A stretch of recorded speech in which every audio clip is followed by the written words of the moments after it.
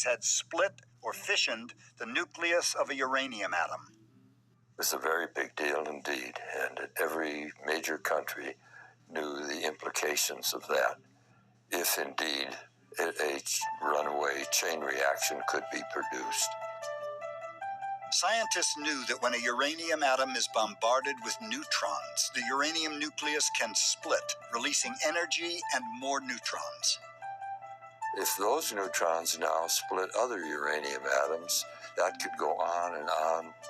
Physicists were thinking that it could make explosives of hitherto unheard of amount of energy and violence. The race to build the ultimate weapon of war had begun.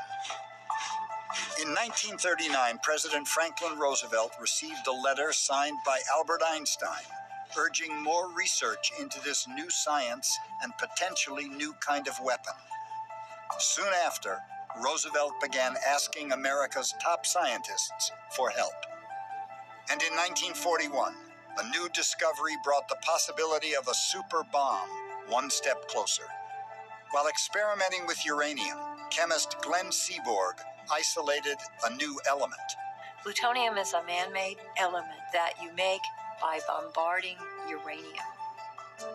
Plutonium was highly fissionable, and like uranium, could possibly be used as fuel for an atomic bomb. But the only way scientists could produce enough plutonium for a weapon would be through a controlled nuclear chain reaction. And that had never been done until a recently emigrated Italian physicist went to work at the University of Chicago. On December 2nd, 1942, Dr. Enrico Fermi built what's called Chicago Pile 1, and that is the actual first reactor in the world. Let's remember, it wasn't a building, it was simply a pile of graphite. It was temporary. It didn't have a cooling system. It's very important. It operated at such a low power level, 1/2 of a watt.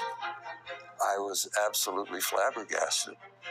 I had never heard of a chain reacting pile. And I think if you look back at some of the reports, you'll find that the secret statement was made to Washington that the Italian navigator has arrived in the New World and found the natives friendly. That was the sign that the nuclear chain reaction had occurred.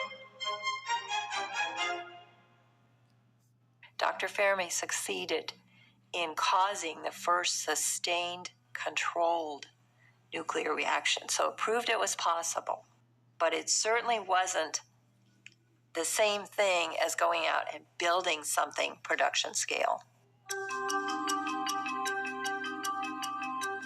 But with a war raging and pressure mounting, Roosevelt had authorized what became known as the Manhattan Project, a top-secret mission to build a nuclear weapon. It became one of the biggest gambles in American history.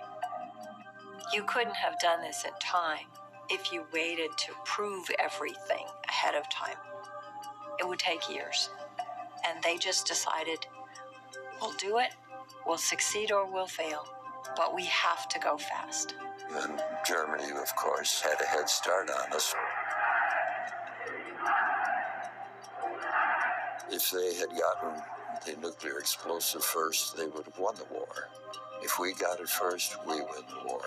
This was the basis on which everybody worked and knew that was what was at stake.